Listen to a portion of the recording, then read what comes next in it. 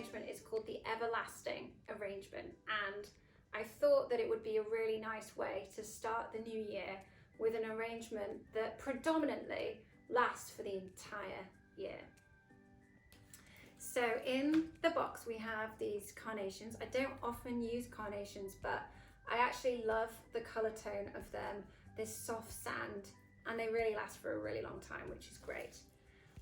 The hero flowers are obviously these caramel roses, that have the most incredible shape, and they also dry beautifully too. And then we have a quicksand rose, and then these incredible dried elements. So we have this, which is a cress grass. This one looks similar to the cress grass. It's actually wild grass, and it grows right here in the Bay Area, and that's dried. And then we have thistle that has been dried and then sprayed gold. And then you'll be familiar with this, which is pampas grass. So we want to start first by just cleaning up the floral elements. So I'd suggest pulling the leaves off the stems, pulling any outer curling petals from the roses. Just making sure it's a very easy arrangement to build.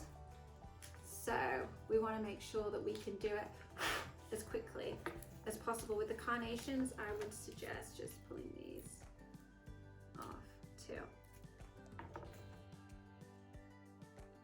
So you do need to make sure you have water in your vase for this one. The trick to it is about layering elements. So it is very easy. We're going to start with the pampas grass first, and you just want to cut these down so that they fall at the back of the vase. And I would group them together because they're not that full this time of year. They're very kind of straight.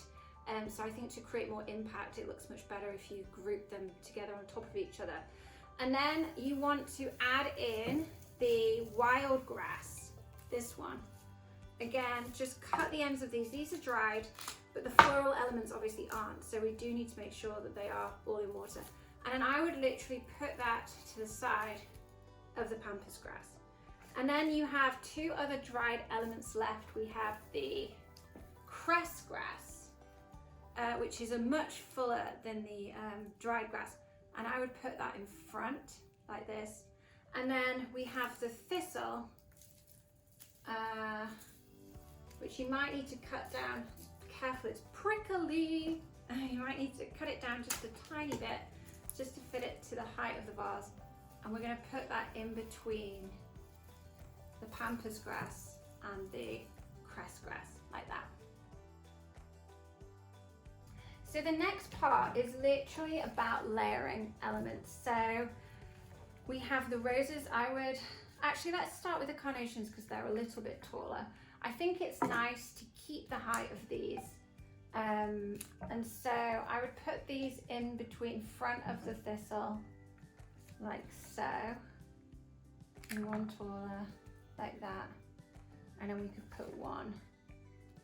This one's actually a bit shorter, like this.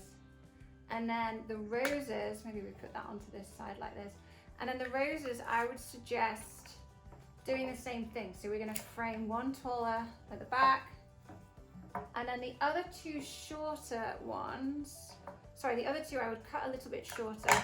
I think it is nice to have a rose that sits almost just above the nape of the vase, like so, just because it helps to frame the arrangement. And then we have this quicksand rose, which I think I'm going to put in this place here.